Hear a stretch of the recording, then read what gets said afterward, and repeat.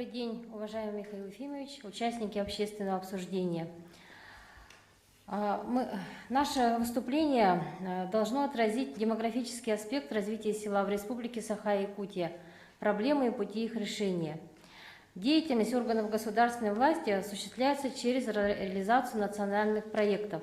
Национальные проекты, утвержденные указом президента России от 7 мая 2018 года о национальных целях и стратегических задачах развития Российской Федерации на период до 2024 года, закладывают основные векторы общественно-политического и социально-экономического развития страны на ближайшие годы.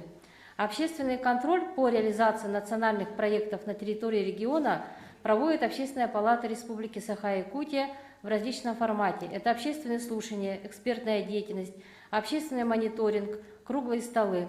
По национальному проекту демографии ответственным органом исполнительной власти является Министерство труда и социального развития Республики Саха-Якутия. Министерством проводится целенаправленная работа по качественному исполнению указа президента Российской Федерации с целью улучшения благополучия человека. Принимается ряд мер по улучшению демографической ситуации, увеличению человеческого капитала.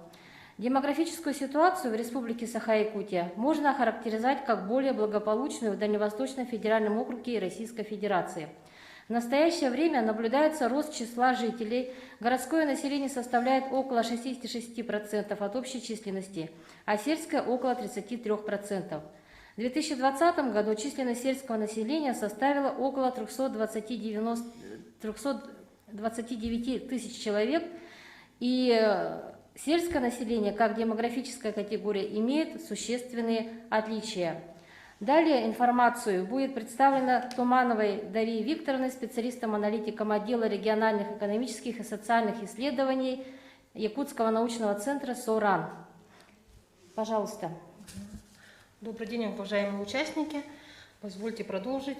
В формировании численности населения Якутии основную роль долгое время играла миграция. За последнее время она существенно снизилась, и с начала 2000-х годов стала преобладать внутрирегиональная миграция. В основном это миграция из села в город. В 2019 году она превысила 58%, что привело к увеличению численности городского населения и, соответственно, уменьшению численности сельского населения более чем на 2500 человек. Основная часть внутриреспубликанской миграции – это сельская молодежь в возрасте от 16 до 29 лет, которая прибывает в городскую местность для получения образования и трудоустройства. При этом уровень возвратной миграции невысок, что приводит к постарению населения в сельской местности и снижению демографического и трудового потенциала села. Формирование численности населения Якутии имеет отличительную региональную особенность. Это достаточно высокий уровень естественного прироста благодаря традиционно высокой рождаемости. Именно вследствие этого численность населения почти не сократилась в конце прошлого века, когда уровень миграции был более значительным. Однако сейчас наблюдается снижение данного показателя как в городской, так и в сельской местности. К положительным моментам в республике можно отнести то, что коэффициент депопуляции, который представляет собой отношение числа умерших к числу родившихся, в Якутии значительно ниже, чем по России в целом. Однако он постепенно увеличивается, что говорит нам об увеличении интенсивности процессов смертности населения. Уровень депопуляции определяется рождаемостью и смертностью. Республика Саха традиционно имеет более высокие показатели рождаемости, чем по России в целом, что является особенностью воспроизводства населения в республике. Традиционно в сельской местности уровень рождаемости выше, чем в городской. В среднем коэффициент рождаемости на селе в 1,17 раза выше, чем в городе. Однако с начала 2000-х годов общий коэффициент рождаемости на селе снижается. Наиболее высоким он был в 2014 году, когда он равен был 22,4 промилле. Это увеличение произошло во многом благодаря мерам федеральной и региональной демографической политики по поддержке семей с детьми, улучшению социально-экономического положения, а также реализации отложенных рождений. Однако, несмотря на достаточно высокий уровень рождаемости, суммарный коэффициент рождаемости показывает, что долговременной тенденцией является снижение рождаемости, и в Якутии едва обеспечивается простое воспроизводство населения, то есть замена поколения родителей поколением детей. В сельской местности суммарный коэффициент рождаемости выше, чем по республике в целом и в городской местности, в среднем в 1,5 раза. Наибольшего значения он достигал в 2014 году и был равен 3,47. Также хочу заметить, что суммарный коэффициент рождаемости в сельской местности Якутии он значительно выше, чем аналогичный показатель по России в целом и в Дальневосточном округе. Одной из существенных проблем рождаемости является внебрачная рождаемость. В целом по республике уровень внебрачной рождаемости за последние 20 лет вырос почти до 40%. В городской местности внебрачная рождаемость не имеет резких колебаний и держится на уровне около 35%. На селе же, напротив, за последние 20 лет уровень внебрачной рождаемости вырос до 46%, то есть более чем в 1,5 раза. Также хочу отметить, что в отдельные годы в некоторых улусах этот показатель достигал 50 и более процентов. Это свидетельствует об изменении социально-культурных норм населения, снижении ценности семьи.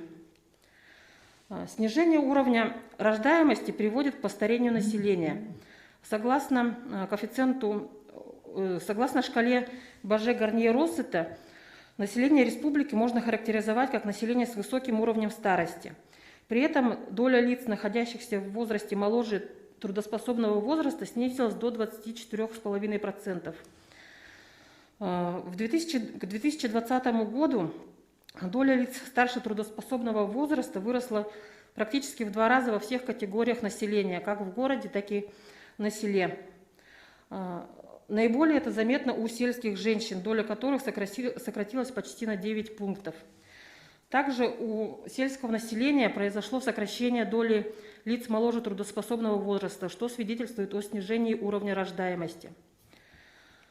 Уровень общего коэффициента смертности в Якутии ниже среднероссийских показателей, что обеспечивается более молодой возрастной структурой населения по сравнению с Россией.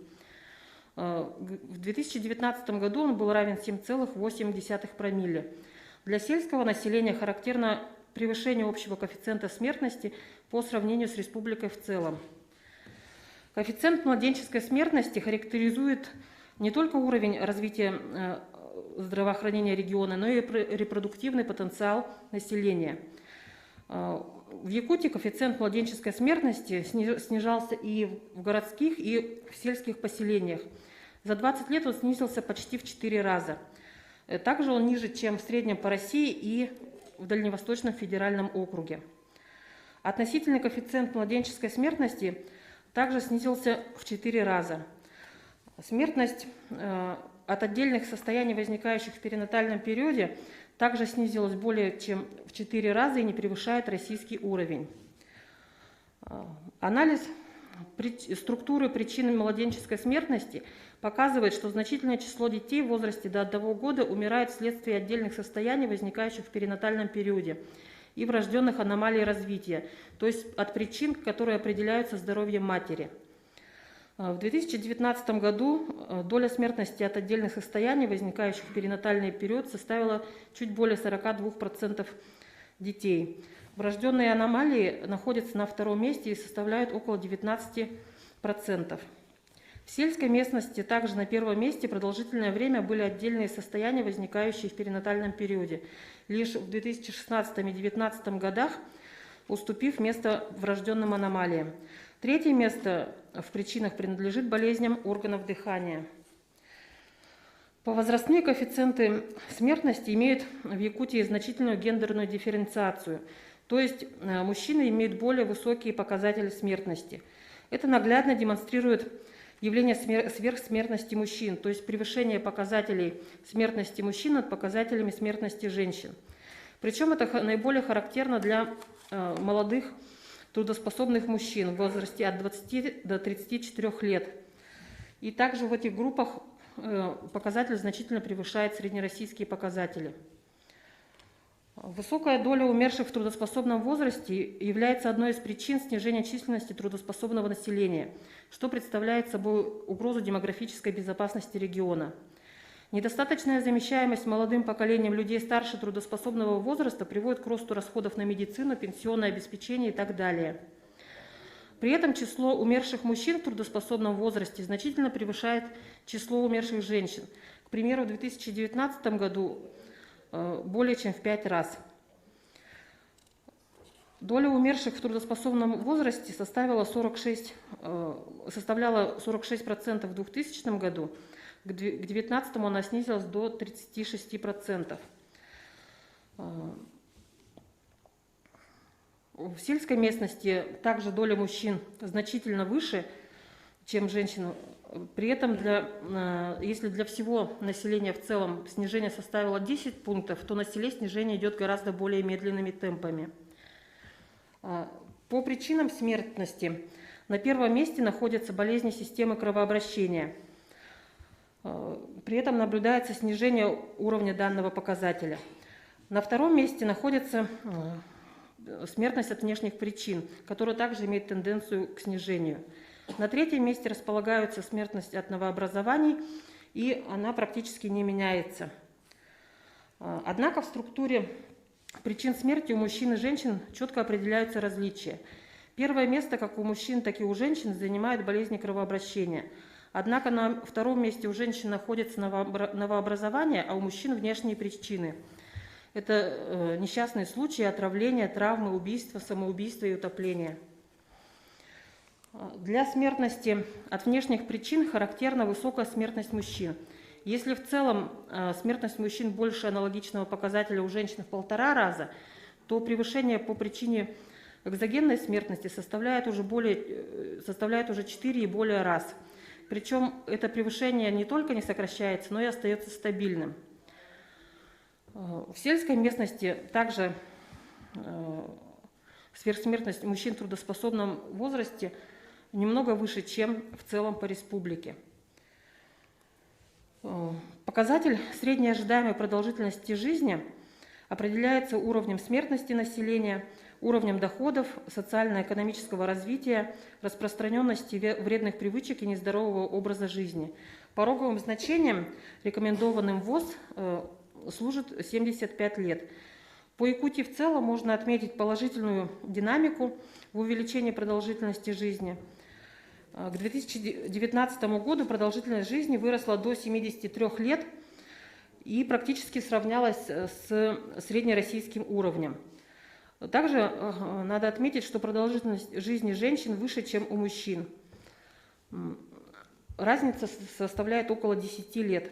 В сельской местности ожидаемая продолжительность жизни несколько ниже, чем в городской и в республике в целом. Однако по итогам 2019 года продолжительность жизни в якутских селах оказалась чуть выше, чем по российской сельской местности в целом. Далее Лена Павловна продолжит. Вот исходя из основного выступления, вы видите, да, мы хотим сделать следующие выводы, что высокий уровень коэффициентов смертности умерших в трудоспособном возрасте является одной из угроз демографической безопасности республики, становясь причиной сокращения трудовых ресурсов в регионе. И в настоящее время повышение общего уровня рождаемости сменилось снижением ее относительных и абсолютных показателей. Также подверглась изменению возрастная модель рождаемости, то есть происходит отсрочка рождения детей, снижается число потенциальных матерей. Внешние причины смерти затрагивают в основном людей трудоспособного возраста и связаны преимущественно с причинами, определяющими поведение, наносящими ущерб здоровью. Коэффициент депопуляции, представляющий собой отношение числа умерших к числу родившихся в Якутии, значительно ниже, чем в среднем по России. Отсюда мы видим пути решения. Необходимо, значит, ввести государственную политику по поддержке материнства и детства, по поддержке молодых семей, проживающих в сельской местности, по развитию социальной инфраструктуры, в частности детских садов, медицинской помощи, культурных учреждений, по укреплению института традиционной семьи, семейных ценностей и устоев, по поддержке многодетных семей, а именно по стимулированию рождения вторых и последующих детей, по развитию института приемных семей. И, кроме того, по созданию новых рабочих мест, что позволит сократить миграционный отток населения из сельской местности, например, через самозанятость населения, развитие приусадебного хозяйства, развитие семейной экономики. И, кроме того, необходимо проводить большую работу по профилактике заболеваемости и повышению грамотности населения в области самосохранительного поведения, что позволит сократить смертность от внешних причин. Ну, например, то, что наше министерство и вообще вот наше правительство проводит большую работу в этом направлении, это, конечно, тоже большой показатель. И вот по национальному проекту «Демография» в соответствии с подписанными соглашениями с федеральными органами исполнительной власти на 2020 год были запланированы к достижению 20 показателей по 5 региональным проектам. 20 целевых значений показателей были достигнуты, в том числе по 8 показателям превысили установленные значения. У нас в регионе действует 5 региональных проектов. Это финансовая поддержка семей при рождении детей, содействие занятости женщин, создание условий дошкольного образования для детей до 3 лет, проект «Старшее поколение», проект «Спорт. Норма жизни» и укрепление общественного здоровья. В 2021 году Министерством труда планируются следующие мероприятия. По проекту «Финансовая поддержка семей при рождении детей» планируется охватить выплатами при рождении детей более 16 тысяч семей. По проекту «Старшее поколение» планируется завершение строительства объекта «Спальный корпус» на 150 мест Вилюйского психоневрологического дома и интерната Вилюйского района. Продолжение строительства объекта строительства спального корпуса на 200 мест для стационарного социального обслуживания престарелых инвалидов в городе Алекминске Алекминского района. Вакцинация граждан старше трудоспособного возраста из групп риска, получающих социальные услуги против пневмококковой инфекции. По проекту содействия занятости женщин, создание условий дошкольного образования для детей до 3 лет. Планируется построить 8 детских садов в Алекминском, Алданском, Амгинском, Намском, Татинском, Усть-Алданском районах и городе Якутске. По проекту «Спорт. Норма жизни» планируется строительство 2 спортивных комплексов в Усть-Алданском районе с вводом в 2022 году. По проекту укрепления общественного здоровья будет внедрен целевой проект для профессиональных водителей «Здоровые сосуды, крепкое сердце» в МУП «Якутская пассажирская автотранспортная компания» в рамках реализации корпоративных программ укрепления здоровья на рабочем месте, направленных на мужчин трудоспособного возраста. Также предлагается внедрить 11 муниципальных программ укрепления общественного здоровья в 2021 году. Абыйский, Алайховский, Верхнеголымский, Ленский, Мирнинский, Намский, Нижнеколымский, Нерюнгринский, Мегино-Кангаласский, Хангаласский и Вено-Батантасский районы. Ну и кроме того, в 2020 году более чем 2,5 раза увеличился в прошлом году объем средств, направленных руководством страны и республики на поддержку семей с детьми. И можно сказать, что Министерство труда и социального развития достаточно прозрачно всю эту информацию публикует на информационных сайтах.